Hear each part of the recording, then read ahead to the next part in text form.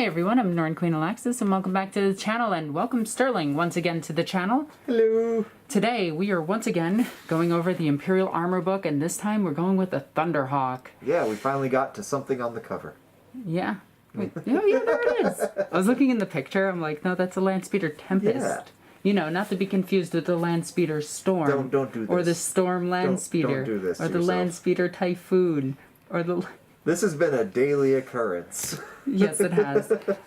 But Sterling, tell them about yourself real quick, just in case they haven't seen the other episodes of this edition. Yeah, in which case I would highly recommend they pause, go back and watch some of those earlier episodes, because we're going to cover a lot of stuff that we've kind of touched on at other points. But just a little bit about me. I am a massive nerd, but I also have several years in the U.S. military.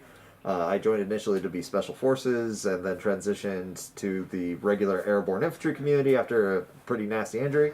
I'm now wrapping up my degree in history, and I am a historian by trade, focusing on mainly military history and Central Asia. So, yeah. That's a lot. That is a lot. That is a lot, yeah. I am not the anime protagonist you deserve. So today we're talking about one of the most iconic aircrafts of Warhammer 40k, the Thunderhawk gunship, which, and I'm going to say this right now, it can fly. Yes, it can. We're going to... The amount of flack we're going to get for that. So I've seen this thing put into multiple flight simulators. Mm. And pretty much what it boils down to is there are retro thrusters on this thing. It's not on this model, but on the actual miniature itself, there are retro thrusters on the wings, which can give it enough upwards lift, and then this thing flies using its own thrust. And it flies kind of like a helicopter. Yeah. Like most aircrafts in 40k fly like helicopters. Yeah, when you're able to hover, it turns out that you're much closer to a helicopter than anything else. So it's a VTOL. VTOL, vertical takeoff or landing. And yeah, like... Which we see quite a bit in the animations for Warhammer 40k, including official animations as well as fan animations. Yep, and every video game in which you can take a flyer, it has a hover option. Yep. And also, it's like, there have been like numerous different designs throughout the years for aircraft. And a lot of what aircraft design comes down to is like, okay, we want to fly stable, and we want to be efficient, so we give them these nice rounded edges so that they're aerodynamic. If you have space magic engines like you do in 40k, hard angles are not like a death sentence to something. Like, yeah, especially when most of their technology is based around traditionalism and the fact that they don't want to change it. Yeah. But if we look at things like the custodian flyers or other types of flyers, we know that 40k has a plethora of flyers that are not represented on the tabletop. Mm-hmm. I said that custodian flyers aren't represented. They are. But, yeah. But you get what I mean. The things like the basic transport and carriers and human transport ships are never represented on you're never going to see a Titan drop pod. Like, you're never going to see a Legio Titanicus lander. You're never going to see a Jericho Pilgrim transport. Like, yep. You're never going to see the Dominica pattern drop pod for Sisters of Battle because GW hates them. Even though it would sell the drop pod, which is having a very hard time selling right now. I mean... Same with the Land Raider. But that's me going on a rant. So one thing that somebody pointed out to me is this thing looks like a Chinook. A Chinook. I said the Chinork. Kinda. Like, the Chinook is a transport helicopter. It's dual rotor, so there's a rotor on the front, rotor on the back. And, yeah, no, it's got, like, an ugly shaped bow and everything. It's got everywhere that everything's transport, and then, like, a big fat end where this secondary, like, rotor is. Yeah, I could see it. I could see the similarities, especially like because there's photos. This is the transport variant of the Thunderhawk. Yep, which carries things underneath it, such as a single Land Raider or two Rhino class vehicles, or just like Munitorum containers, apparently. Because there are pictures. I don't think it's in this book. I think it's in the Tau campaign book that you see them with just like armored like landing containers underneath. Which makes sense. So. There'd be munitions and everything. Yeah, I mean, if a transport isn't very good if it can only transport one thing. Yep. So you just always have them be modular and customizable. But anyways. So before we get on to any of the crazy stuff, let's go over the lore of this thing. I thought you said before we get to the crazy stuff. Yeah, I know. See, we cut off at this is the crazy. The lore is the not crazy part? Yes. The fact that this thing can fly at 25,000 miles per hour isn't just crazy enough. Here we go. All right. The Thunderhawk gunship. Brought to you by, what is that, Space Wolves in that picture? Yeah, that's Space Puppers. Yeah. And I think that's Borkan coming after him. Maybe. I mean, it's Barracuda. Anyways. Yeah, but it's the blue one. It's the blue one. All right. Perhaps more than any other single vehicle, the Thunderhawk gunship is the linchpin of a Space Marine chapter. A versatile aircraft combining orbital dropship, gunship, and medium bomber roles, it is a chapter's fleet of Thunderhawks that allows its force to rapidly assault anywhere on a planet's surface, from strike cruisers in orbit. Yeah, but what if I have to go more than one place? Okay. That's fair. So, service record. As well as providing additional firepower and tactical maneuverability on a battlefield, Thunderhawks also perform a wider strategic function. For Space Marine chapter commanders, Thunderhawk gunships, properly used, have the ability to transform the character of a whole campaign. They cannot transform every campaign, or do it to order, for it requires the conditions on the ground to be right. When committed to battle, a Thunderhawk-born strike force can shift the focus of fighting to any point on a planet they wish, even to a different continent. They can suddenly open up a new battlefield, forcing the enemy to fight where he is least prepared on ground, but he's least prepared on ground, not prepared for defense, or unfamiliar to him, but already well reconnoitered by Space Marine scouts. Most importantly, they force the enemy to fight on terms and to a timetable dictated by the Space Marines. The transformation is achieved by careful tactical strikes, by which the Thunderhawk gunship allows the Space Marines to claim the overall strategic initiative in a campaign.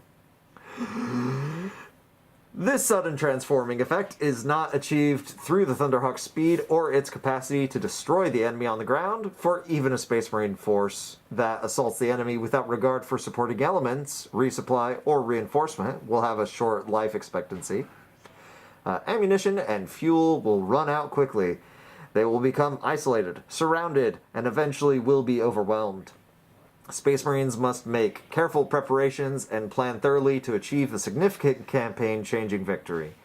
More than any other vehicle, it is the Thunderhawk gunship's mobility that is the means through which victory can be achieved. As well as the standard gunship, there are other variants of the basic Thunderhawk. A heavy lift variant is used to move vehicles to a planet's surface. This variant lacks the weaponry and advanced Logis equipment, but provides a vital support role to a chapter on campaign. All right, so let's break that all down to saying that it's a helicopter. It's a mix of a helicopter and like a C-130. Like it's a transport aircraft.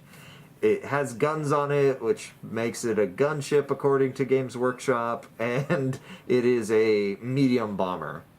I do love having this picture. It literally has nothing to shoot at this thing. Yeah, we'll get into the issues I have with the guns that are on the ship, but just some definitions to help out the folks at home.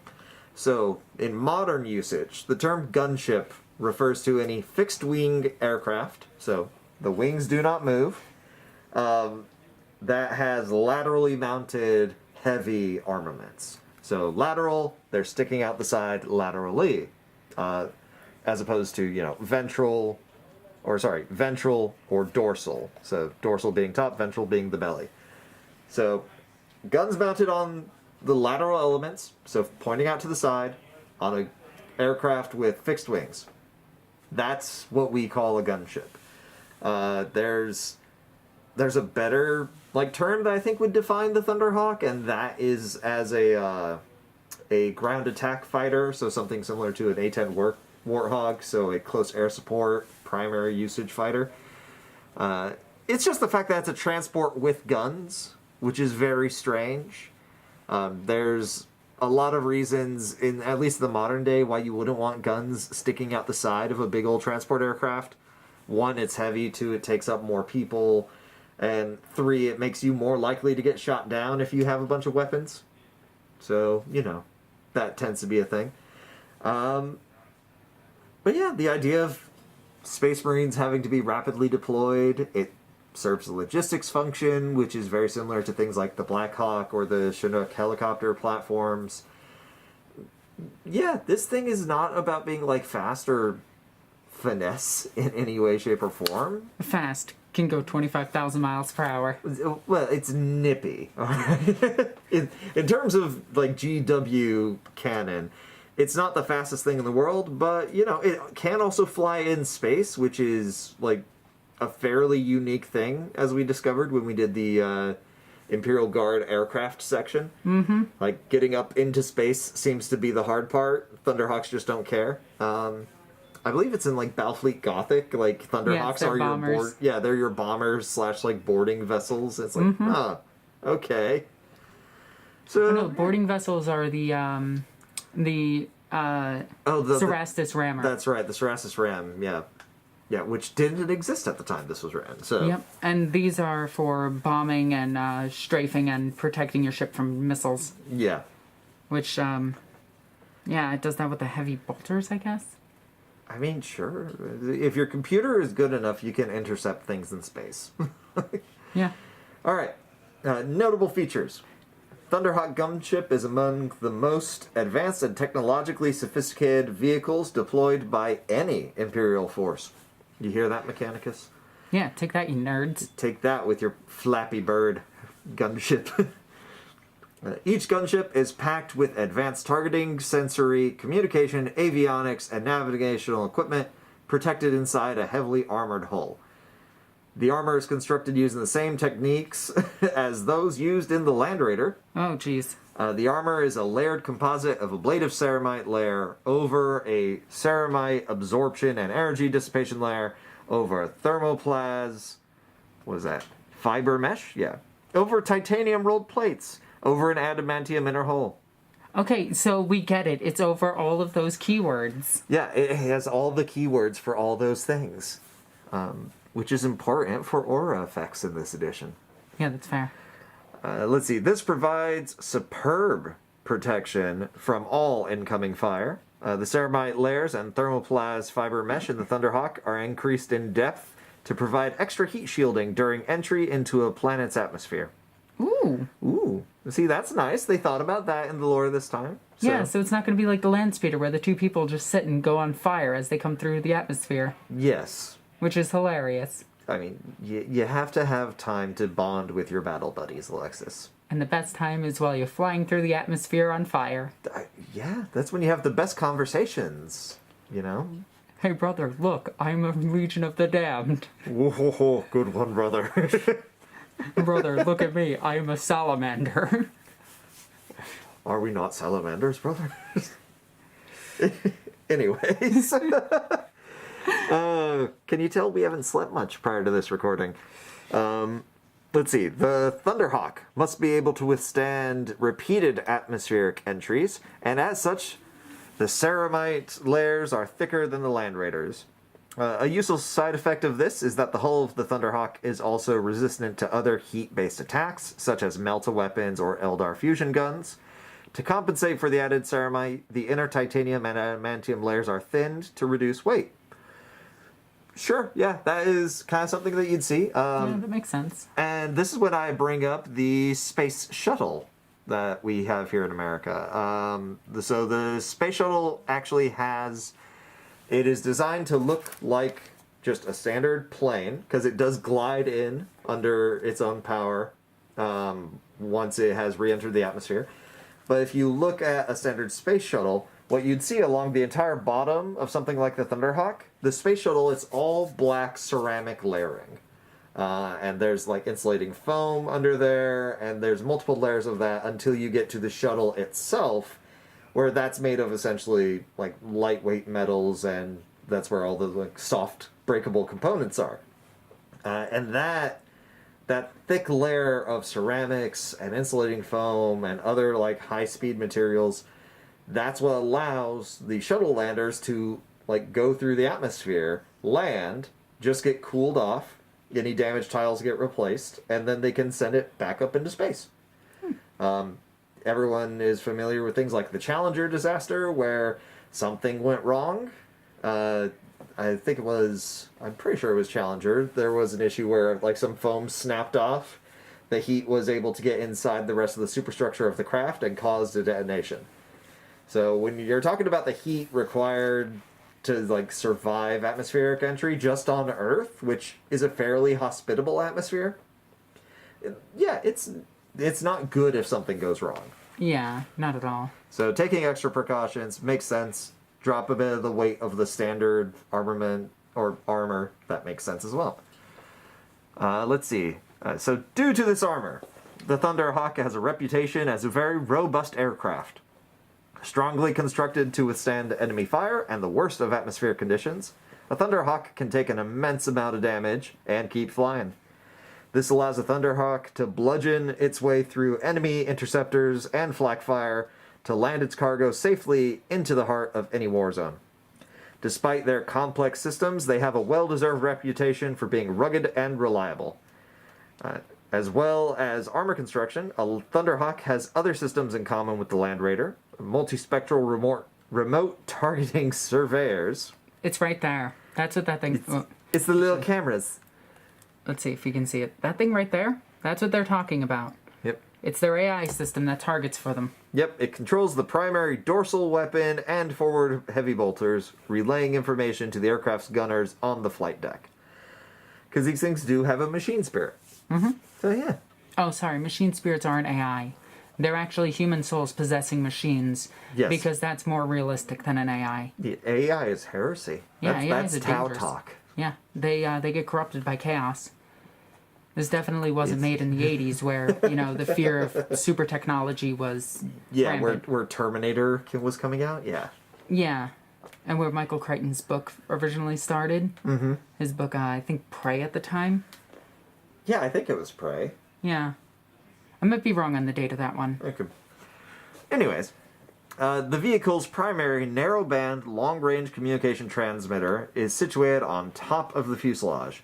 It is controlled by the navigator and co-pilot, along with the Thunderhawk sensor array and electronic countermeasures for jamming enemy sensors and tracking equipment. The Thunderhawk also has its own navigational equipment, which also relays information to Space Marine command units. Should a Thunderhawk be shot down, then the vehicle's emergency location beacon will start to broadcast its position, so a rescue party can rapidly locate the crash site. Isn't that bad because somebody can just pick up that signal and just go after it? Kind of. This is something that we actually run into in the modern military a fair bit. FB-CB2s, it's like force protection, blue force trackers. What else do you hear them called as? Like JTARs. Like there's a million different acronyms for essentially a system that says, I am a friend, do not shoot me, here's my location, here's my name, and all that fun stuff. And like the friend or foe identifiers is a small part of that. Can enemy people like hack into those systems? Yeah. It's one of those things where you'd have to be incredibly familiar with the system. So, Chaos Space Marines. Like, Chaos Space Marines should be able to. But also Chaos Space Marines are working with, 10,000 year gap in their technology. So maybe they've moved beyond it. Or it's such an archaic piece of equipment. And at the end of everything, it's also entirely possible that you have just base level, like, logarithmic equations used for encryption. That's fair. So, yeah, like, they do know how to hack it. Like, most modern militaries know how to hack U.S. military equipment. It's just time-consuming. Because, like, even if you're sitting there and you're brute force, like, hacking, just running through every possible permutation of the codes and everything, to just give you a sense of, like, how hard it is to hack military equipment, say that I was in charge of this Thunderhawk and we found a relic, like Blue Force tracker from a Humvee, circa 2015. Just say it, for example. That would And be like a god tier discovery. it really would. In order to use that piece of equipment, I have to find a small little device. It's called a key loader, and that loads information into my system. Because there's not a standard interface on most military equipment. There's no keypad where you can punch in that info. So you can't just hit a bunch of keys on a keyboard and say I'm in? No, you can't. Damn it. The military also saw the movie Hackers, and were like, wow, we need to change our stuff. Dang it. So I can't hacker my way back in time? Nope, sorry. Dang it. Angelina Jolie screwed you out of that one. That jerk. So you get the small little device, the key loader, and then you go and you plug it in to like the Blue Force tracker. Okay, cool. You have to hope that the key loader has the right key in the system, because it can have multiple keys loaded in, but each key will only give you access to one network. And like the U.S. military uses what's essentially a randomized encryption system, so every like random number of seconds determined by a giant math equation, your frequency will change. So if you happen to get access to the encryption software, which is on the key loader, and you figure out like, oh, okay, this is what they use to access the system, and you implement it correctly. If you have the wrong timer essentially set up, all you hear is static, because you're on the wrong frequency compared to everybody else. And that's what the whole phrase like narrowband. Like narrowband transmitters will only transmit over like essentially a small selection of frequencies, and then they just jump between them. If you have a wideband transmitter, then you can transmit on almost any frequency, but you have a much wider scope to like worry about. It's a difference between like, okay, I know that the radio I'm trying to reach is on channel 1, 2, 3, or 4, as opposed to he's on channel 1 to 1000. Fair. You know, so it like hacking military equipment is super doable. It just takes time and know-how. So could Chaos Space Marines access the systems on Thunderhawk? Oh, sure. Totally possible. But every unit could have different like requirements or strictures on security systems. There's always variant differences. Like, what if you show up as a Chaos Space Marine to this Thunderhawk? You have the right little key card to figure out how to like use their communication system against them. But then you go up, and it's not a key card anymore. It's like a physical key. Like they swapped out the reader for something. No, it's literally the USB port from RoboCop. It could be the USB port from RoboCop. It could be R2-D2's like little data port access claw. It could be an iPhone charger port. It could be an Android charger port. Like, you don't know until you get there what you're dealing with. It's a USB-D. Dang it. Oh man, it's a lightning charger. Wait, is this a firewall? Like, this is a fire port. How did they make these? No, you need an NES charger for this one. You just see the guy like bringing it in the box of wires that you never throw away, and he's just testing all of them. This data port only receives like signals from a Wiimote. Yeah, welcome to the wide world of encryption and security. Like, standardized systems are easy to break into.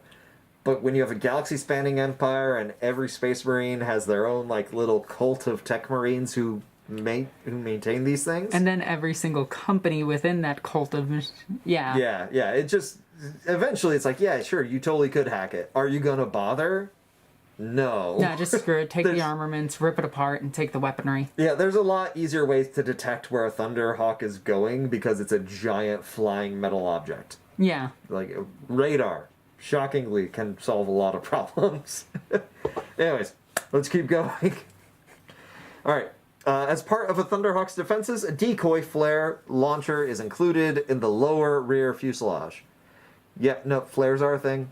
Yeah. It's, like, flares Flares don't work the way Hollywood would make you believe they work. You don't just fire a firework out of the back of your ship and it just automatically tracks missiles to it? No, not at all. What? No, yeah, I know, right? It's crazy. But, you know. But Jubilee was actually useful. Okay. Jubilee was very useful in that one instance. Don't you dare tell me Jubilee is, like, the most useful X-Man. We will have a fight right now, mid-recording. No. Okay, cool. We can stay friends. That will cause its own firestorm in the comments. No, that's another X-Men. Fair. I walked into that one. But no, like, a flare, you need to launch flares at, like, a certain time depending on the munition that's being fired at you. So a lot of it is just luck. Like, if you fire it too late, there's a good chance that the sensors at the end of the munition being fired at you still can maintain its lock on your heat signature. That's fair. Yeah, all the flares do is they fire, and they are hotter than the plane itself, and then they cool in the air. Usually flares also come with chaff, which would be like aluminum shavings and rivets that are just launched out the back as well. So if it's not a heat sensor, and it's like a radar heat sensor combo, the radar will get image returns off of all of the like pieces of metal you just chucked out the back. And then the heat sensor will be like, oh, wait, no, look at the hot piece of metal. That clearly is a piece of an engine. We must go towards that thing. So chaff just works by confusing things. Anytime you see in a military movie, like, oh, they launched chaff, and the guys with the heavy machine guns, like, started missing them. It's like, no. Okay, so moving on from that. Moving on from that. All systems are governed by the vehicle's M33 Cygnus class machine spirit, with a cognition speed of 40,000, was it CO a second? Yeah. Yeah, which we determined. Cognitive operations? Yeah. Is that what you said? Yeah. And in the Land Raider video, we've determined that that was strictly based on one thing that it was doing at any one time. Yeah. So this thing has double the processing power of the Land Raider, which also means that it has double the processing power of the Titans, which is weird because you'd think that they would just take that out and put it in the other vehicles as well, but this is 40K and nothing makes sense. Yeah, I don't know. Stuff Like, can be not expensive. checking the blood type of initiates before throwing organs in them and then wondering why the organs failed. I mean, are you second guessing the apothecaries? Yes. Like, they went to school for at least 6 weeks. Yes, yes I am. Because if they just found one guy that was good at it, they could just clone him. Yes, and I believe Fabius Bile did that, and Yes. everyone got mad at him for it. Yep. And then he's just like, well, I'm going to make my own Space Marines, and they're going to have boobs.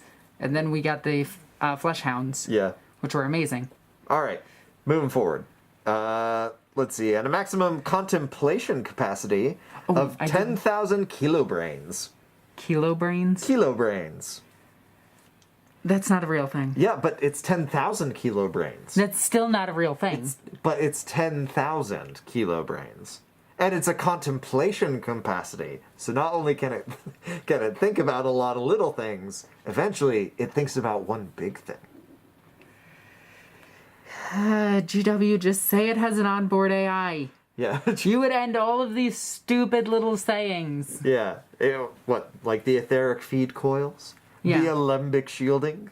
The pseudosynaptic relays and phlogiston feed coils? This powerful machine spirit is a highly revered item, comparable to that in a Reaver class battle titan. So there you go. No, that's a copy-paste line from the Land Raider, Yes. which only has 20,000. Yes, it is.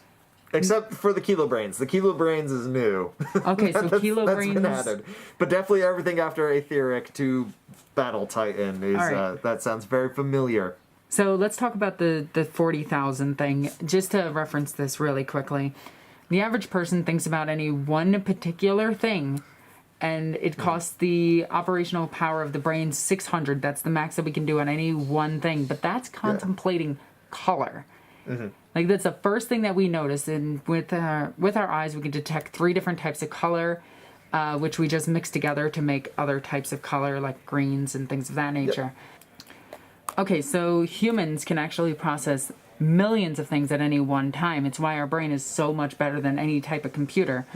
where you can tell a computer to process thousands of things, doing it thousands of times faster than a human can do any one of those things. A human can do them all at once at 600. Yeah. So when they say that it has the 40,000 cognitive Operations? yes, cognitive operations a second, that means its weapons can target faster than a human can ever think to target them. It means that it can get the wind patterns and everything that it would need and the correct trajectory and everything that it needs faster than a human. Yes, that is 100% true. But a human can contemplate exactly where that's going to go based on everything else, like factors that it itself can't process. Yeah. Like a human can focus on keeping the heart beating, breathing, doing all those things, and that's just background. Yep. Like, you're contrary to popular belief, you're never just using 10% of your brain. Like, No, you're using the full 100. Your whole brain is important. If it's not, then, like... Then you're a smooth brain. Yeah, it's those big brain IQ plays. All right, so moving on from the brain capacity thing, that's absolute nonsense. Like, this whole thing is just nonsense. Yep, the whole big brain thing. It basically just says it has a Wi-Fi network in it. Yeah. Let's see. One of the unusual features of the Thunderhawk is the addition of 2 attack wings. Not the kilo brains. Not the kilo brains. The what is it? 10,000 kilo brains? They just keep them, like, in the back somewhere. Somewhere, Just yeah. a pile of rotting brains. It's actually just 10,000 kilograms of brain. In case of zombies. In case of zombies. Alright. These are used, the attack wings are used to give the dorsal... Wait, to give additional directional stability for accurate gun attacks with the dorsal weapon or the las cannons. These small secondary wings are mounted above the main wings. Okay. Oh, so it's these ones back here. Those little attack wings. The main wings and engines, their movement is synchronized, and during normal flight, they are locked into position by bracing mounted on the upper main wing.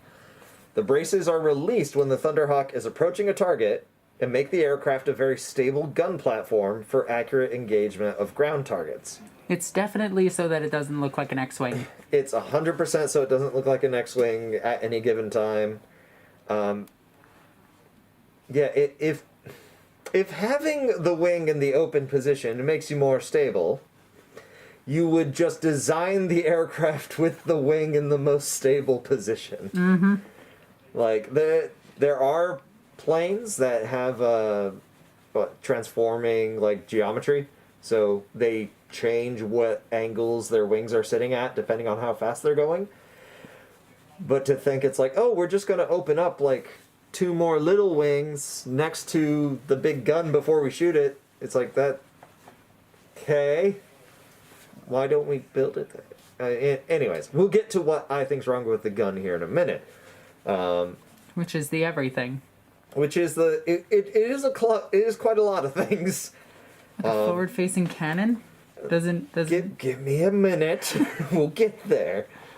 In an atmosphere, a Thunderhawk is powered by triple RX-9200 Mars pattern combination rocket/afterburning turbofans mounted on each wing and under the fuselage. Now, I do want to point this out really quickly. Mm-hmm. The rocket/the intake fans, what that means is that this thing's engines, and like most engines in 40K, they can actually propel themselves using just a fuel source for operations in atmosphere, as well as just being to shut that off and use the turbofans in atmosphere. Yeah. Or, yes. Yes. I said that correctly. Yeah. Kinda. Yes, rockets in space, turbofans in atmosphere. Yeah. In an atmosphere that is combustible. Yep. They hit a freaking, what is it, a nitrogen atmosphere and just explode the entire... Just everything lights on fire. One Thunderhawk took down a planet in an exterminatus. I'm waiting for the sci-fi movie where they do that, because that was a legitimate thought when humans started experimenting with nuclear weapons. There's actually a 40K book where they take out a continent using a grenade. Yeah, I could see that. Because it lights the atmosphere on fire. Yeah. Like, yeah, it is something people were worried about. And then we sat down and figured out how much energy that would take. And we're like, oh, yeah, no, we're good. No, we're good. America, hold my beer. These here Ruskies built the Tsar Bomba. Gotta do one better. Let's build the weapon of 13 consecutive miracles that could take out an entire tank division in one shot. Why? Because we couldn't get 14 miracles to fit. I'm sure you know all about that weapon testing in Iraq. Yeah. Like... Let's take out a tank company. Yeah, that... Tank company got vaporized. The Highway of Death in the first Gulf War was, is a unique... like situation in the first place, and then we mimicked it in Iraq. Yeah, and then we did it again the second time we went to Iraq, and it's just like, you know, maybe you don't sit on a freeway if the enemy has like armor penetrating rounds on a cannon that's mounted to a plane that was built around the concept of the cannon. So anyways, let's see, so that was is powered by the fans. These provide enough thrust to reach approximately 2,000 kilometers per hour, dependent on variable planetary conditions such as gravity, air pressure, etc. This is a little faster than a Marauder bomber, but not as fast as a true fighter like the Thunderbolt or Lightning. In space, each RX-9200 is also a rocket booster. Fueled by the aircraft's onboard fusion reactor, the forward turbofan part of the engine can be isolated from the exhausts and combustion chambers. Fuel generated in the reactor? Yeah, don't try to contemplate that one. Okay, let me just finish the sentence then. Fuel generated in the reactor is pumped into the combustion chamber where it burns to create a high-pressure, high-velocity stream of gases. Okay. These gases flow through the engine's shaped exhaust nozzle, accelerating them further. The forces generated by the gases leaving the engine rapidly accelerate the Thunderhawk forwards. So it has NOS. Okay. So what it... The worst part is there's only really one thing wrong with that paragraph. The fact that it says fuel? That says fuel generated in the fusion reactor. Yeah, I think they mean pressure generated in the fusion reactor. Yeah, well, so even then, that's not like what... Where's a scrap piece of paper? I have to draw a nuclear reactor. Unfortunately, we don't have one, so let's get that. A sandwich. Yes, it is. Sorry, you're going to have to edit that out. No, I'm not. It's too funny. All right. Nuclear reactors. Let's just go over the basics, ladies and gentlemen. Okay, so... So what you're saying is it's a bomb. Oh, okay. I'm just kidding, I'm just kidding. Man, don't make me hurt you. Okay. So, let's just go ahead and we will build a little reaction chamber. There will be a pipe that goes out and around, and this essentially is just used to cycle fluids within the reactor. So, and then we have this lovely little contraption here. And this is very basic. I totally am not trying to remember what a Russian nuclear reactor looks like right now to remember this stuff. So that's steam, and here's like the actual reactor, okay? So this is what we would call the containment housing. So this is where all the actual nuclear stuff happens. Okay. So these little like sticks right here, those are the control rods. They control the speed of a nuclear reaction. And this is in a fission style nuclear reactor, right?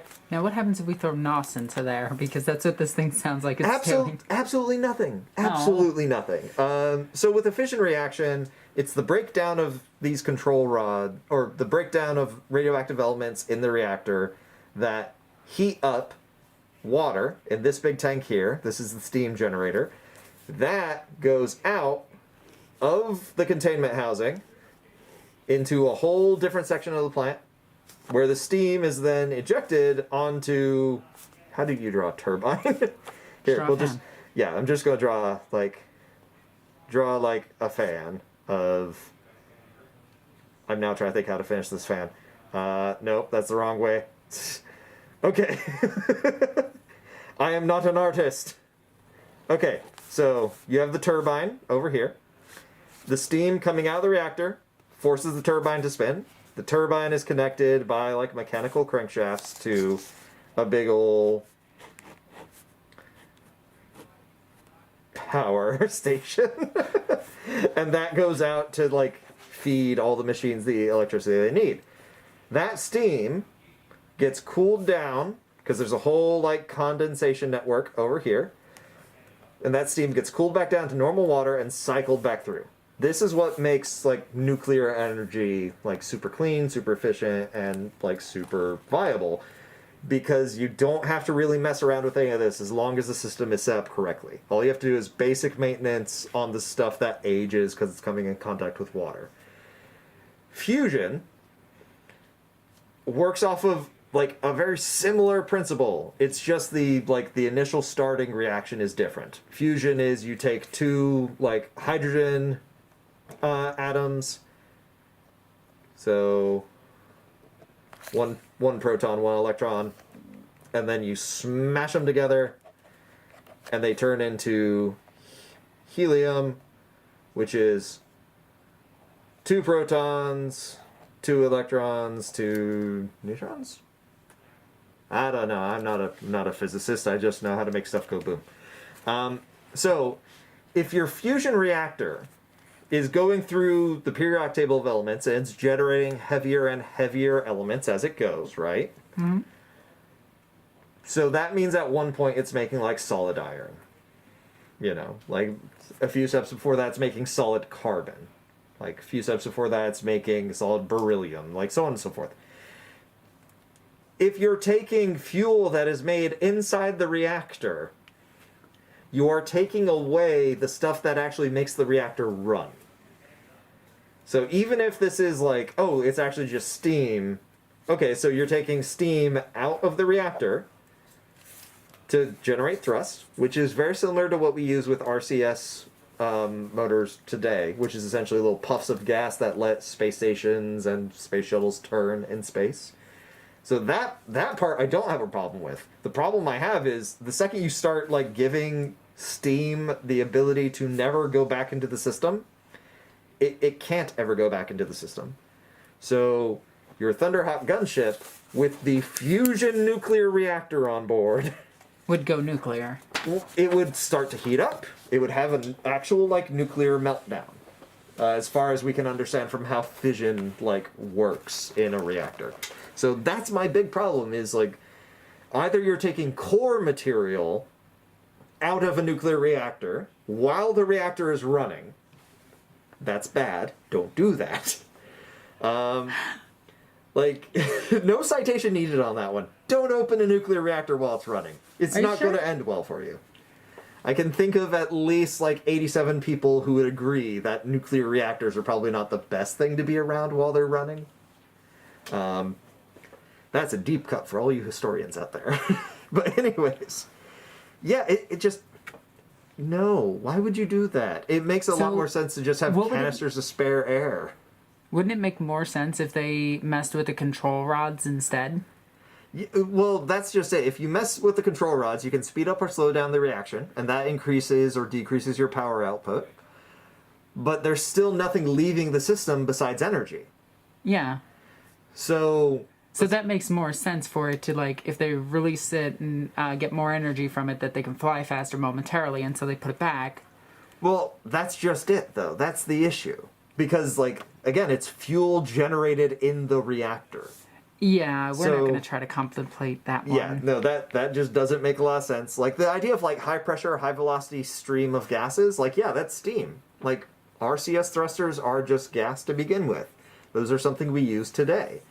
However, then you get the meltdown issue that we were talking about. It would make a lot more sense if you were to redesign the Thunderhawk to be like, oh, here are like some essentially ion thrusters, which is again technology we're working on in the real world. They're not super strong, but they can generate thrust off of just electrons flying around. Just get ready for the Tau videos where we talk about ions. I know, it's gonna be so good. And the fact that the Tau vehicles could get taken out by a rock. I mean, Iraq is, it's a modern nation state. No, we're talking about an actual rock or a stick. Anyways, but yeah, small issue with that. But in the next paragraph, as I'm looking at it, so it's like additional retro exhaust nozzles are positioned under the Thunderhawk's hull, and these vent off some of the gases to control the Thunderhawk's direction in zero gravity conditions, allowing it to maneuver effectively. The combined engines are complex and require many maintenance rights to keep them working effectively. So, it's super complex, Alexis. We'll never figure it out, because you and I are just, like, big, dumb smooth brains. Yeah, that makes sense. Yeah, that makes a lot of sense. Like, hey, at least smooth brain is sexy. Smooth brain is sexiest brain. No one likes wrinkles.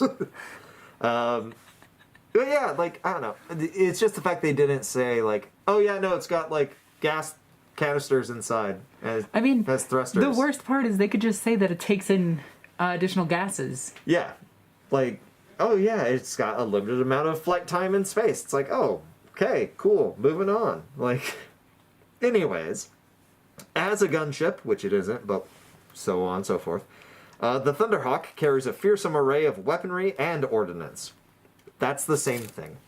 Yeah, it is. Okay. Even I know that, and I'm not a military historian. Yeah. Its primary weapon is the limited traverse dorsal-mounted weapon, either a turbo laser or battle cannon.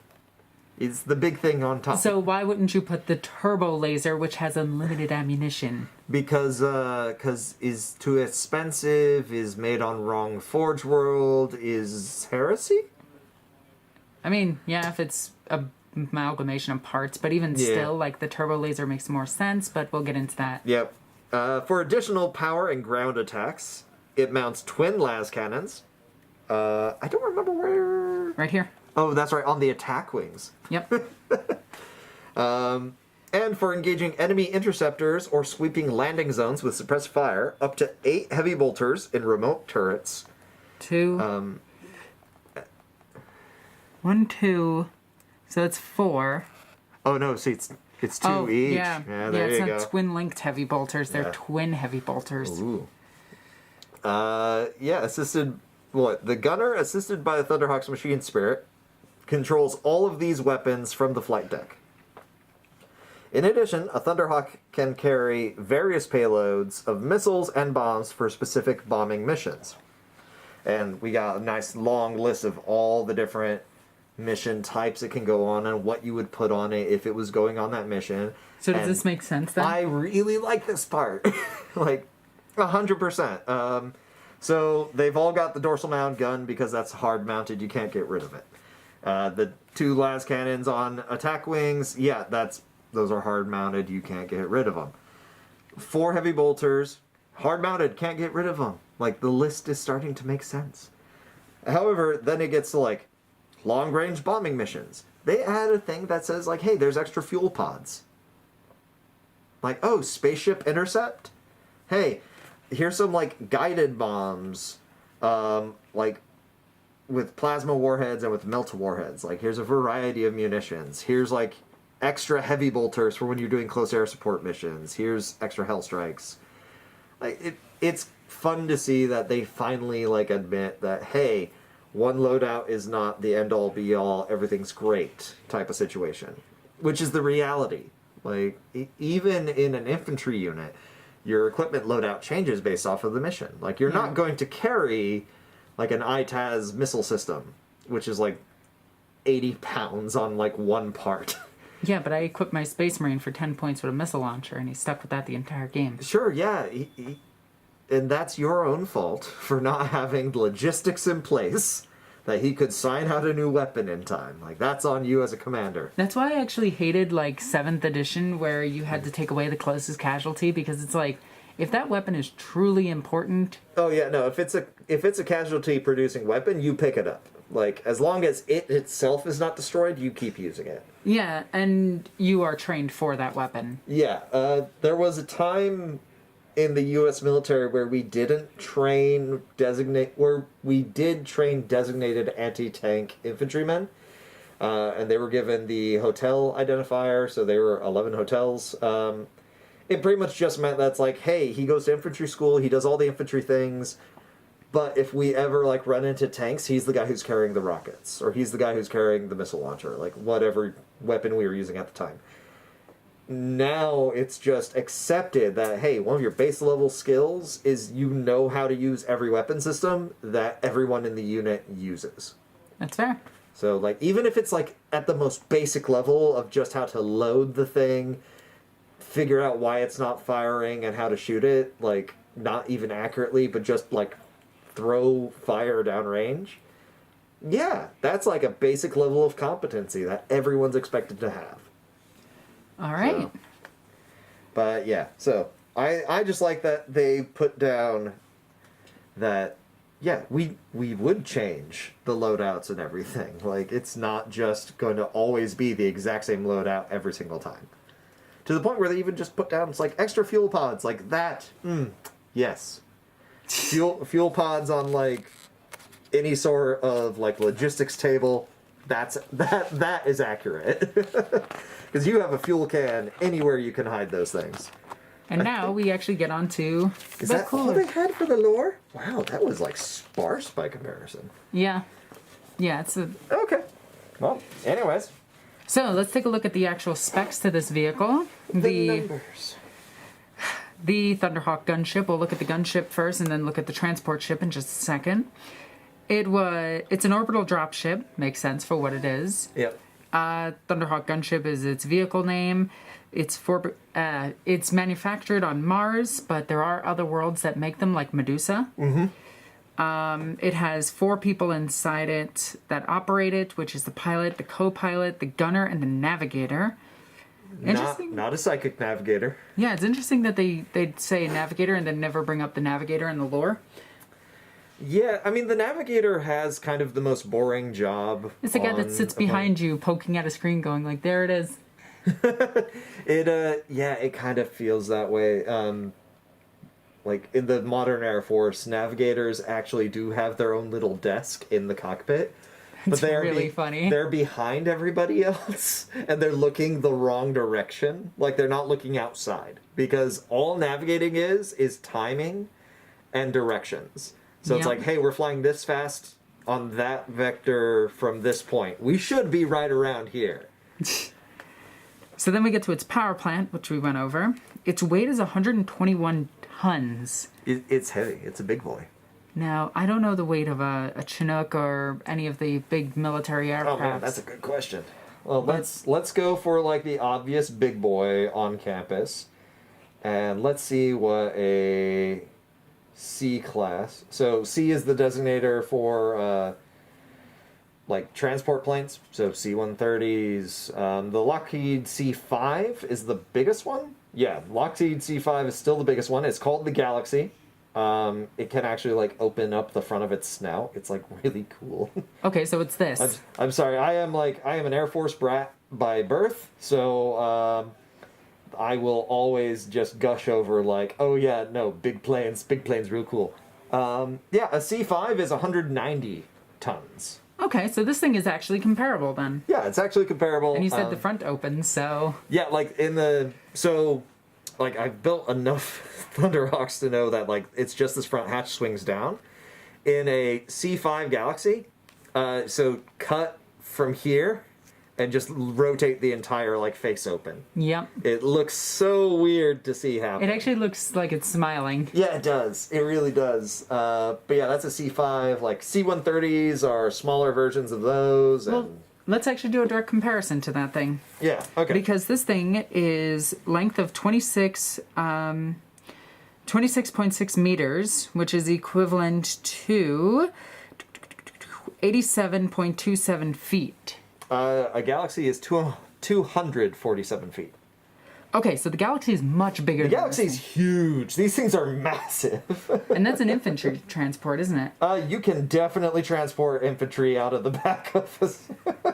Sorry, in my head I'm imagining just the sheer amount of people that fit into a C5, because I think I've only ever jumped out of a C5 once in my entire, like, history of being in the armed forces, we only used a C5 once for an exercise, and it was to jump into, like, the Arctic. Like, It's fair. they are huge. Like, you're talking, like, a company of men jumping out of one of those things at one time. See, I want that for Imperial Guard. That would be really cool, wouldn't it? Yes. Yeah. All right, we'll house rule that for the next big narrative tournament. Like when we bring a Marauder bomber, just say it's that thing. All right, here we go. Here's something that's a little bit more comparable, okay? We're going to go for the C-130. Like, this is just... This baby does it all. It is a transport aircraft. It became the basis for a gunship, which will be relevant here in a bit. Clocking in at... Where's your length? Where's your length, C-130? I got the wingspan. Where's the length of a C-130? I know this. I should know this. The kids don't grow old. It's not fun. You just forget things that you should definitely know.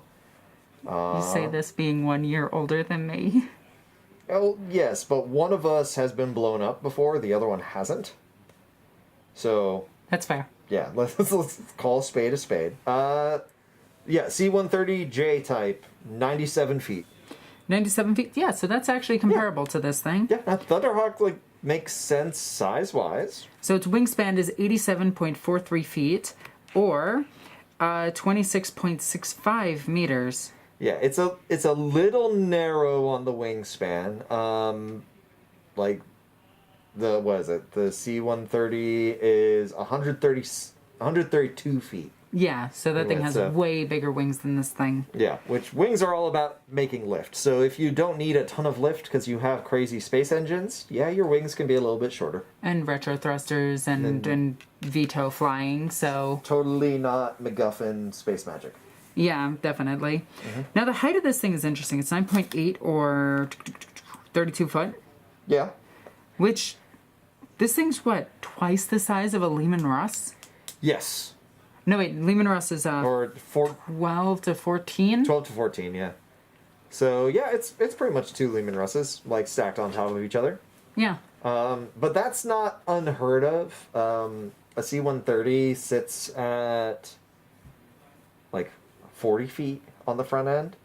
But a lot of the times when you're looking at, like, cargo capacity for aircrafts, 38 feet. Oh, man, I know it was close. Yeah, so they're relatively similar. Yeah, because you have to have the height for everything that you'd load in, right? Mm-hmm. You have to have the height for all the decking. You have to have the height for your flight deck itself, which is a whole room for the cockpit. Like, and for big transport planes, because of the distance that's involved, these are not like fighter jet style cockpits where everyone's strapped in the whole time. Like, there's space to stand up and move about the cabin. You know, so you can Flight attendants, you know. Yeah. I don't know how many transport pilots I had make those jokes. Just like, the flight attendant will be down shortly. It's like, I know she's not coming. Don't give me hope. This is a 22-hour flight to Australia. There's no way I'm getting drink service. As a freaking maid comes down and gives you a drink. Yeah. Has an M16 on her back. You're welcome for that visual. It's not the visual, it's the fact you picked the wrong weapon. Oh, I'm sorry. They can't afford to give maids good weapons. Well, I mean... Well, Anyway. why does she have to be a pogue, Alexis? Why? Anyway, it's the first weapon that came to my mind. I'm That's not fair. good with guns. That's fair. It was But, either that or a Glock. I mean, Glock let it... Moving on. So this thing's max speed, according to this, and this I'm assuming is in atmosphere, because, yeah, its max speed is 25,000 miles per hour. Yeah. But its max speed here is listed at 2,000 kph, which is equivalent to 1,243 miles per hour, which is incredibly fast, but not unheard of fast. It's slower than modern military craft, but jets, not transport craft. Yeah. I mean, like, we're sitting there talking about the C-130, so let's keep comparing. So C-130s, maximum speed, like, full-blown pedal to the metal in miles per hour, 417. Yeah, this thing's going 3 times faster. Yeah. Yeah, that's like not even counting cruise speed or anything like that. But Yep. So, and I'm going to keep talking about this 25,000 miles per hour, and that's because this thing can actually leave orbit. This Yes. thing can fly into space, which means that it needs to make escape velocity. We did all the math and everything. Yep. We came to this thing needing to be going about 25,000 miles per hour. Yep. On an Earth-sized planet. Yep. That is important. And So- yes, we can directly compare this to Earth because Earth exists in 40K, and 40K is based off of real-world physics. Mm-hmm. And that's honestly, in my opinion, really cool because I love space travel. Yeah, like as long as we know the mass of the planet it's trying to leave and how wide it is, then we can figure out what the escape velocity is. But the Thunderhawk is said to just be able to fly into space. Yep. Like, no restrictions on it, so... So we don't know what the engines are fully capable of, but at minimum, to leave Terra or Yeah. Earth, it would have to go 25,000 miles per hour. Yes. Which means, at any point during a dogfight, this thing could just go yeet and fly into space. Woo! And most enemy aircrafts can't actually chase it. Yeah, as we found out when we did the Imperial Guard episode on the aircraft, like, there's very few aircraft that can make that transition from the surface into space. A lot can go the other way. Yep, they But could it's start a- in space and go down. It's a lot rarer to find ones that can just hit escape velocity, no issue. Okay, and then its maximum range is 28,000 km in atmosphere, Yep. which is, that's reasonable. 28,000 kilometers, so that's 17 something in miles. That is equivalent to 17,398 miles. There you go. So 17,400 miles. Yeah. And operational range, like that, operational range is never one direction. Operational range assumes that you're going to a location, spending about 15 minutes there, and then coming straight back. Yep. So, yeah, there you go. That's the flight time that it's got. Then it's got a dorsal mounted battle cannon or turbo laser, depending. It doesn't tell us the weapon capability of the turbo laser, but we can assume, based off of the las cannon, that a vehicle this size would be able to get enough shots to be infinite. Yeah. Or at least near infinite. Well, And it has a says- fusion reactor, so there Yeah. you go. And it has a speed of light gun on top of it, as well as 2 speed of light guns on the wings, which I cannot tell you how powerful are, because a weapon that can automatically blink a target out of the sky, amazing. Yeah. Like the fact that 40K has las cannons as standard heavy weapons, and then bigger las cannons as main battle weapons. This gun right here, if it was the turbo laser, should just be on every Lehman Russ. Yep. There's no reason that it shouldn't. Yep. Unlimited ammunition, you never need to worry about anything, just keep firing until the enemy is gone. And who cares if it's expensive? You're a totalitarian government. You just take it. Yeah. Yeah.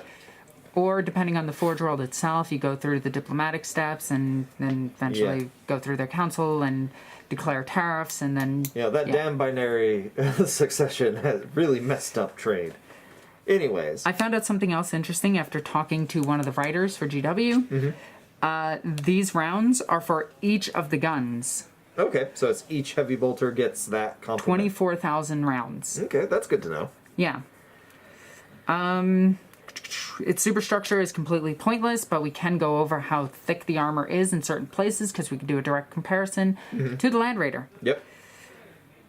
So, that was the Thunderhawk. Now let's move over to transport one. Variant? Yeah. It goes the same speed, which is good because this thing's going to need protection. Yep. So it's going to need Thunderhawks, Storm Ravens, Xiphons next to it, Mm-hmm. Sorastises if you have them, Storm Talons, Storm Wings. You're going to need your aircrafts to protect it as you Yeah. go in. I do like that they show it as having an additional engine near the front of the aircraft. Just for extra lift. Is like, yeah, I like that. I like that they put at least that much thought into it of it's probably going to be carrying like big complements of armor. Because Yep. within this aircraft, that's mostly empty space. Now, the interesting thing about this one is it has 4 aircrafts versus the 3. 4 aircrafts. 4 turbofans rockets instead of the 3 in the back. The things that make it go vroom. Yes. So it doesn't have the one in the back. It just has 4 of them normally. But overall, this thing just carries containers, carries equipment, carries pods back to the ships. It carries everything that they set up, including their fortification networks. Yes, fortifications are dropped from orbit. Yep. Bastions are dropped from orbit too, which is interesting.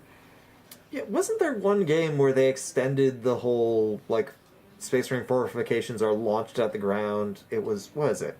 Gladius. In Gladius, the Fortress of Redemption is orbitally deployed. Yep.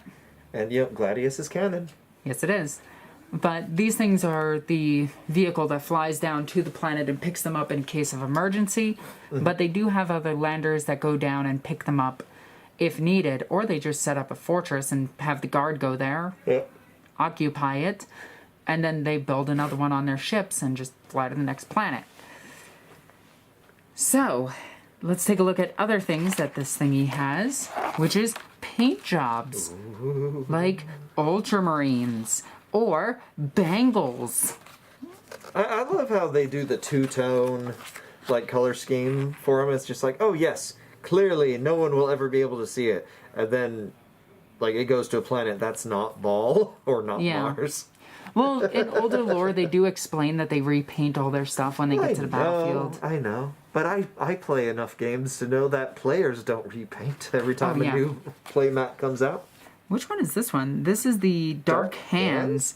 Oh, this is the one that's fighting Jackie Chan. Oh no. Then we have the Dark Angels. You really had to bring up Jackie Chan's adventures, didn't you? Space Wolves. We got another that show Ultramarine. Is 20 years old. You shush your face. I don't want to hear how old that show is 20 years old, Alexis, and you did this. Yeah, I did.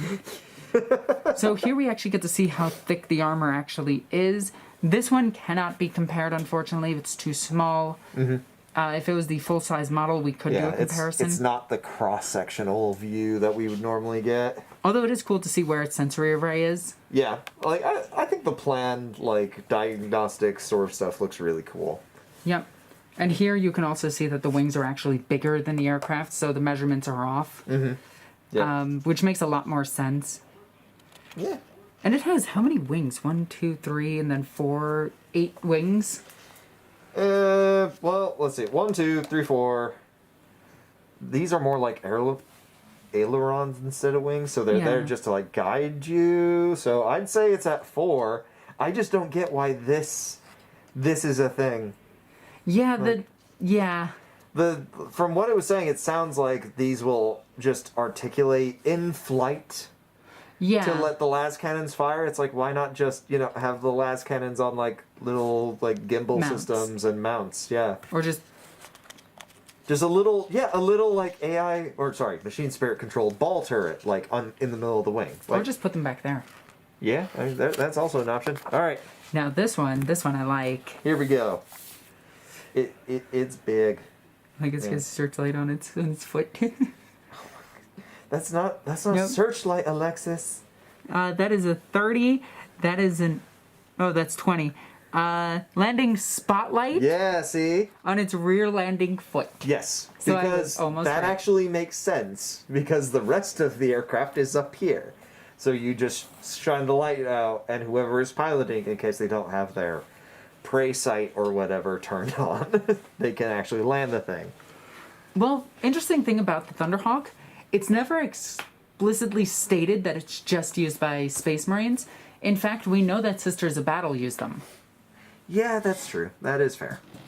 And I'm assuming a couple of guard regiments have a couple of Thunderhawks at this point. Maybe. But yeah. It just wouldn't be standard for them. Mm-hmm. Let's see. So we got the front transport hold. Which holds a whole ass dreadnought. Holds a whole dreadnought. And then we've got the upper hold, which holds extra boys. Extra, like, ammunition by the looks of it. Like, those are the missiles that come out of Space Marine launchers. You have your whole turbo laser array up here. Which, I like that they went with this version, so they didn't have to explain where they hid the ammunition for the actual battle cannon. Yeah. Yeah, that's Yeah. And what number is the fusion reactor? Where are you? 23. Laser capacitor. So if this was gone, this is probably where the ammunition block would go. Yeah. But yeah, let's look for 23. fusion reactor. I found 21. So 23. There you go. So this little fusion reactor is powering all of this stuff. yep. I mean, who knows? Maybe, but it's certainly not generating fuel. Yeah, I think we can. We can rule that one out. But Although it is kind of cool to see that it does circulate all the way back into it. yeah. So you're correct on that. Or at least they're correct on what it should be. Yeah. Here's the flight deck. So there's where the pilot co-pilot would be. There's the navigator's chair in the back as he sits all on his lonesome. I don't see a way for people to get into or out of the flight deck. Do you see a door? There's a ladder here. So, Oh, is that a ladder? Oh, yeah, access stairs to... Oh, no, that's to upper hold? Here it is. Those are the stairs to the upper hold. Yeah, so how did they get here? I assume through this ladder. No, see, those are the same... They're both going to the same place, apparently. 5 and 6. How the hell does he get in there? Oh, this whole thing must come up and he must walk past it. That makes no sense. Because then that means you can't check the rest of your aircraft while in flight. We're going to assume there's a door here. Otherwise, they have to slightly open this, slide Slide down, down. go into here. Just slightly open both. Yeah. Mag boots. It's super handy. And an actual thing in 40K. Yep. All right, so So yeah, interesting. interesting little bits and pieces all over the place. Oh, here's the auto surveyor. So here's your camera for when you're looking underneath as you land. That is a thing on like some aircraft these days. They will just have like a tiny little fiber optic line run up to a little screen. That's just for landing. Like the camera won't even turn on unless the gear is fully deployed. But yeah. It's cool that they have the whole, like, where the landing gear actually goes in. Yeah, where it would like actuate and everything. Yeah. Although, this looks like this would pull up. Other This whole engineers, thing's- feel free to comment that if this actuates, but I feel like this pulls up and this like nests there. Yeah, so this slides to here. Yeah. And then- and shortens along its way. This comes to here. Yeah. I guess. So I guess It's definitely not going back that way. No, it's definitely going forward. Yeah. I don't know how that actually works. Because that means that this stops here and goes straight. That means that this thing is only moving up a little tiny bit. Because this goes back to there, so it would move to So there. is this here at best? Poorly thought out design. Yeah, I would Poorly have thought to. out design. I would have to build this to figure out how it works. Although there's one cool thing that I really, really like about this like little sketch that we've gotten. So there's the ammo storage, and of course OSHA compliant 40K. There's a fire extinguisher right next to it, ready to go. Yeah, so the captain can jump out of the front, slide into here, run all the way back here to get it. Secret tunnel, okay? Secret tunnel. There has to be. Secret tunnel through the back hatch. There just has to be. There, yeah. Yeah, we're just gonna go ahead and say yes, that is what is happening. And look at that, we get some alternate views and everything. So, does the flight deck now magically have a door? That's what I want to know. No. So there's weapons. There's navigator seat. Wait, where's the navigator seat? 41? It says 41. Right here. Okay, there it is. Okay, 42 is next to it. So the gunner seat is next to the navigator seat. 43 is the navigator station. Okay, so we called that. Atmospheric sensor. No door. Okay, so I'm assuming that these are two chairs sitting next to each other, like back to back, like this. Oh, And yeah, In between one's- here has to be a door. So the gunner is facing this way, the navigator is facing that way? Yeah. That makes sense. So there has to be a door in There between them. has to be something. Otherwise, that makes no sense whatsoever. Okay. You got... I do like the dreadnought just chilling in here, because like he can't get out of this. I think that's just it. That may just be a support strat in the background. But Okay, I'm hoping so, because otherwise he can't get past it. yeah, like that should actuate forward. I would hope so. Yeah, All right. yeah, there you go. So let's keep looking, see what else we have for it. I do like this thing bursting into flames as it's going through the atmosphere. The atmosphere, yeah, the re-entry burn. And then we have... Oh, the transport. Yep. Showing you how you can take some rhinos onto a Thunderhawk. Yep, and the cool thing is, because of how far down this extends, that means they can have the ones with the weapons and everything, and the Land Raider basically sits on the ground. Yep. So this thing's not carrying a Helios, but it's carrying pretty much everything else. And then we have these stats for the Thunderhawk, which back in the day was 680 points, which I think is still pretty accurate to it. I feel like the Thunderhawk's like easily in the thousands these days. No, it's gone down since the Compendium. Has it? Oh, yep, that's right. Compendium's a thing. The Turbo Laser is just That front and side armor is definitely not Land Raider equivalent. Yeah, no, now it's like toughness 8, so it's the same. Yeah, back in the day it was... The justification was you had to roll a 6 just to hit it, so you couldn't make it too hard to hit. Yep. So, yeah. Alright, so now let's talk about everything wrong with this design. Okay, so... Alright, here's my big issue. My biggest issue. Like, I actually really like the transport version. Like, I think that's really cool. We do have aircraft, especially rotary wing aircraft, that are transport variants that can, like, the Sky Crane. And it literally has these exact same, like, claws on the bottom side. So, yes, that is totally a thing. That's really cool. This is an issue. What, the non-rotating dorsal gun that you have to go straight at the ground to shoot? The limited transverse of a gun. But, okay. Pointing straight at the ground to shoot a gun, not unusual. Like, aircraft have been doing it for a long time.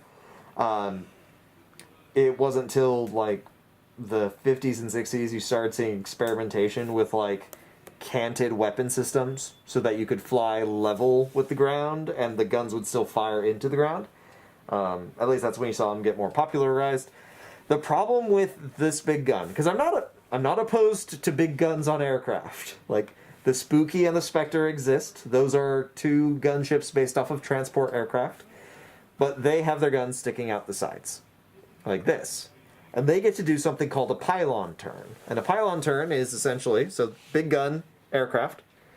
So the aircraft gets onto station, points the gun at the target, and then begins circling in a pylon turn and firing continuously at the target. This thing can't do that. But it can, though, because it can hover. Yeah, sure, it can hover and be very easy to hit. Yeah, like, it can actually fly like this if it really needed to. Yeah, I mean, that's just what I find is so strange about it, is like, this is a cool little concept, it's very 40k, but if it was just aiming out one of the sides... If it could rotate, it would be a lot better. If it could rotate, it'd be a lot better, it'd be a lot cooler. I also just don't like that it's on the top. Because when you're flying, you have to base all of your assumptions on how the aircraft is going to act from the, like, least most extreme correction. You don't want to, like, jerk the flight harness or the flight control yoke too far too quickly, because then you can cause more problems than you started with. The fact that in order to fire this gun, you have to be aiming to where the pilot and the co-pilot are looking dead straight at, like, the target. Mm-hmm.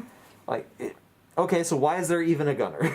Like, why not just put, like, a switch or a pedal up next to the pilot that lets him fire the main cannon at that point? Yeah.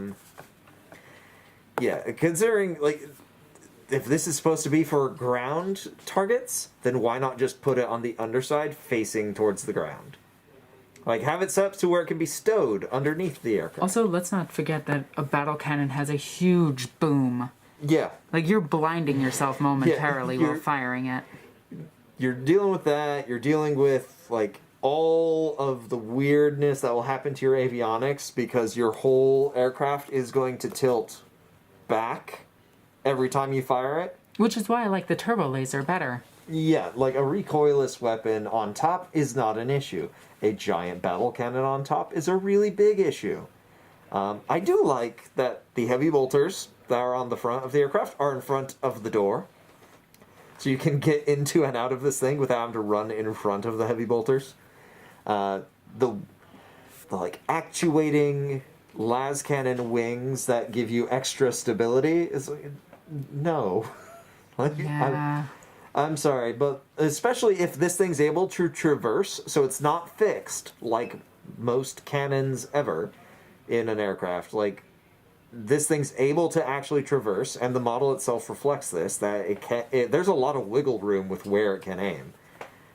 So the two, like, side wings aren't going to stop it from affecting your stability. Like, you're going to get one shot off, be widely unstable, have to go through all these corrections, and, like, attack runs on targets last a few seconds at a time. Now, here's a question. If this thing was in the modern military as a transport craft that can go over 1,000 miles per hour, would it be used? Oh yeah, give me two. Right? Like, take the gun off it. Like, just give me the transport aircraft version. There was a military program in the 20-teens that was called Sustain. It was a small unit aeronautic transport and logistics or something weird like that. It was one of those acronyms where it's like, you guys are just trying to spell words. And that program was all about having a suborbital, English, come on. Suborbital. Orbital. Alexis, help me. Suborbital. Thank you. Suborbital transport craft that was supposed to, like, fly at supersonic speeds, like Mach 3 or 4, and deploy a contingent of Marines or Army anywhere in the world within 30 minutes. Like, jeez. Yeah, could have been real cool. And then everyone realized, nah, that's not going to work. Like, there's way too many things you have to get right to make this happen. But it's really cool. It was really cool, but it needed like a 4-mile-long runway at the speeds you're going. So they ultimately kiboshed the idea, but if I could move troops anywhere onto a battle space in like it's not even armor or weaponry on a transport aircraft. Like, speed is the big thing. If you can outmaneuver an enemy, you can outfight an enemy, because they have to chase you if you're faster than them. So you make them chase you into locations where you are set up for defense. And that was part of the lore they talked about with the Thunderhawk, is its primary goal is to force the enemy into fights that they don't want to take. Like, you never, ever assault the giant Fortress of Doom unless it's the last option. Yep. Like, if I can land, like, 30 feet off of a supply depot that feeds the Fortress of Doom, and I can blow up the supply depot, I'm gonna do that. Honestly, this thing is probably decent at attacking, like, cities and fortifications. I mean, yeah, like, really, really big targets, sure. It's just, the gun placement is just real silly to me. Like, there's so many other places you could put it on the aircraft that would make a lot more sense, like, at least to my mind. Just having a turret on an aircraft on top, and the turret is not dedicated towards shooting down other aircraft, is just stupid in my mind. Yeah. To be, like, perfectly honest. Like, and the fact that we don't see that this thing can actually go up and down. yeah. Like, you would have to get behind an enemy aircraft, and you would have to shoot at transport aircrafts, because as it said before, you're not going faster than jets. You're going about at the speed of them, which is good, so you can line up behind them, but they're going to outmaneuver you. Yeah, honestly, at that point, though, I would just want these two las cannons, take them, rip this whole thing out, and put a ball turret with, like, 4 las cannons on top. Yeah. Like, that would be phenomenal for that job. And since we know you can make the las cannons work, and we know you can make the turbo destructor work, yeah, do that.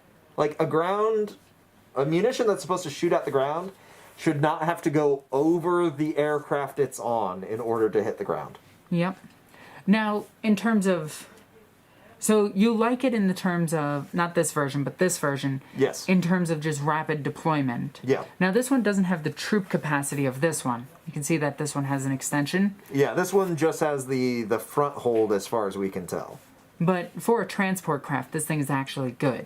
Yeah, like, you're never going to shoot that main gun at anything, but yeah, like, just moving people around. I think, what is it? It's one dreadnought and up to like 30 Marines can fit inside one Thunderhawk? Something like that. Let's take a look. They have a lot of pictures of it. All the pretty pictures. Yep, and I keep getting my hair stuck in the seat that I'm sitting in. And it's like driving me crazy because I can feel it tearing. Ooh. Alright. Let's see. So just look for transport. Up to 30 powered armored Marines. Yep. Could the originals not carry a dreadnought? No, they could.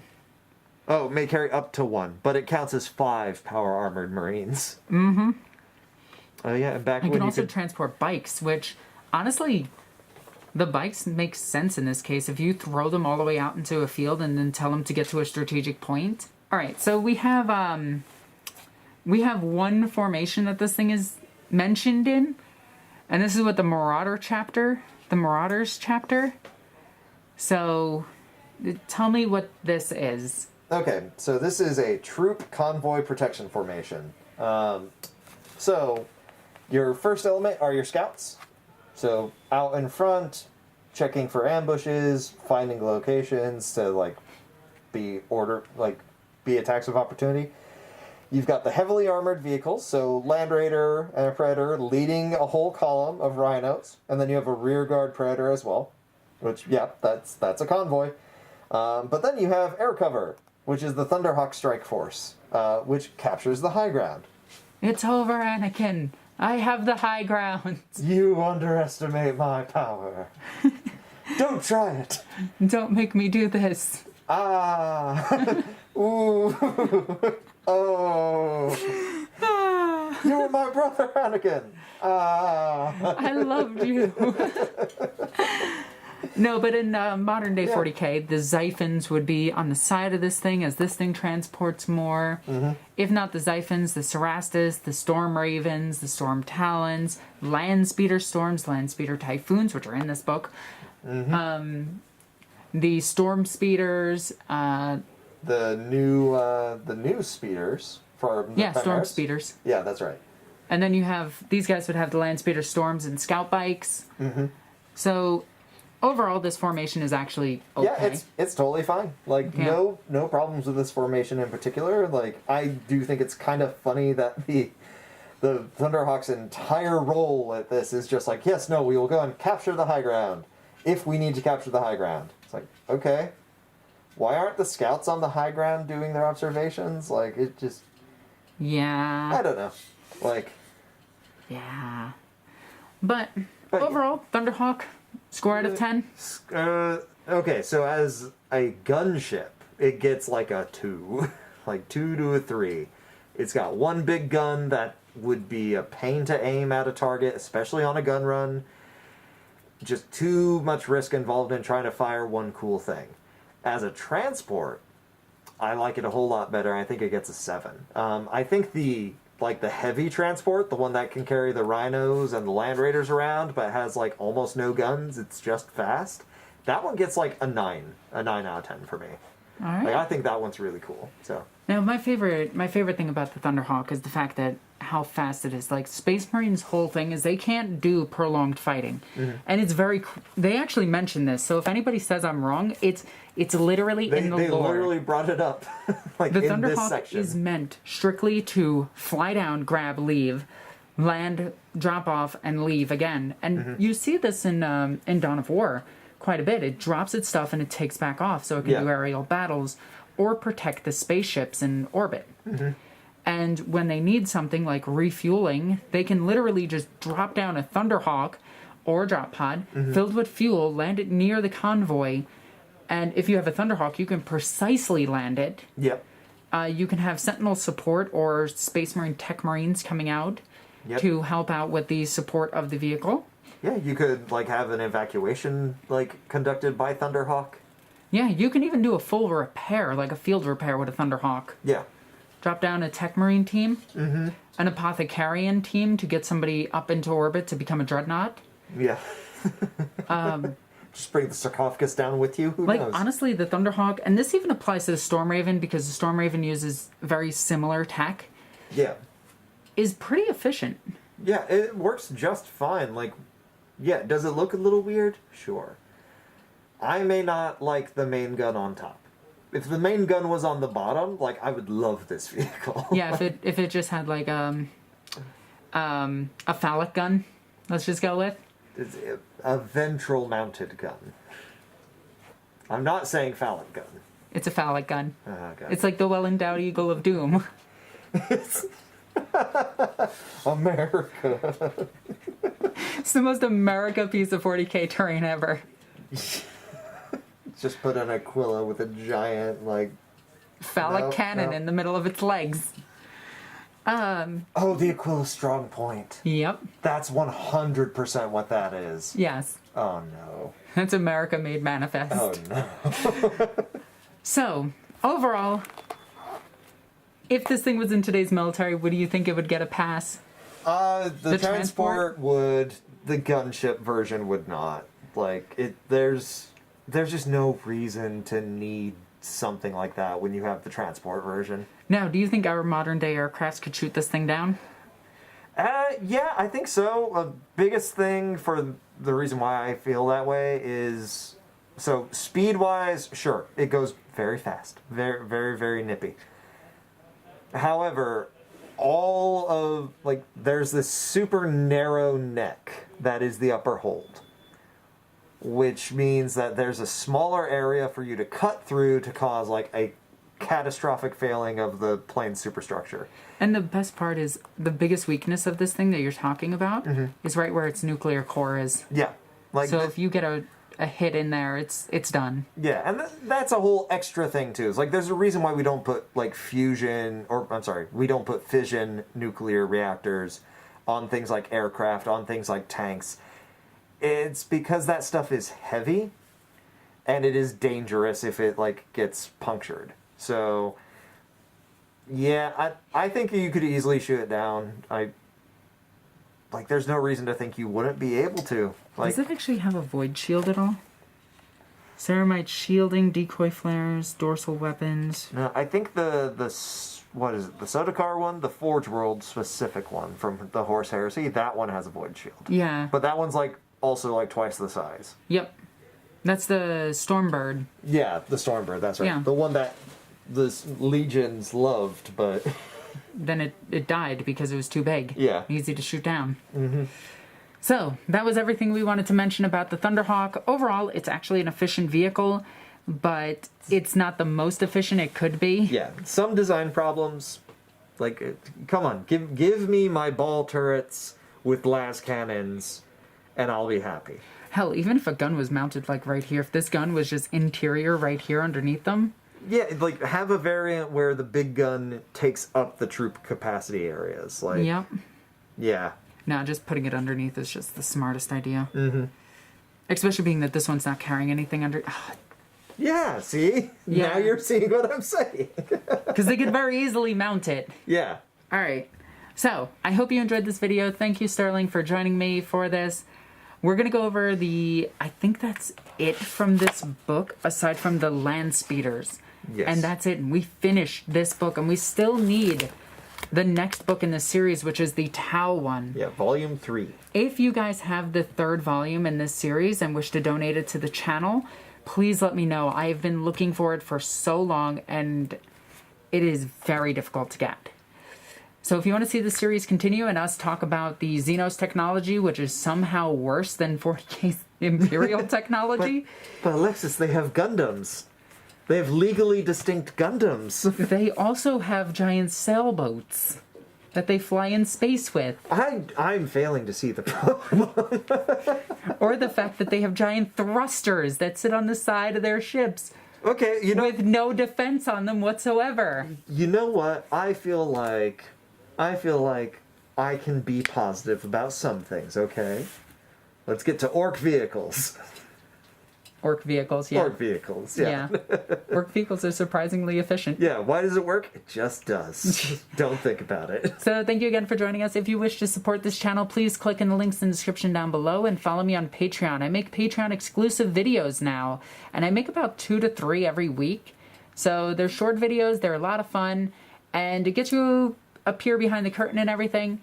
So please go check that out. As always, NornQueenAlexis. Love you guys. Bye.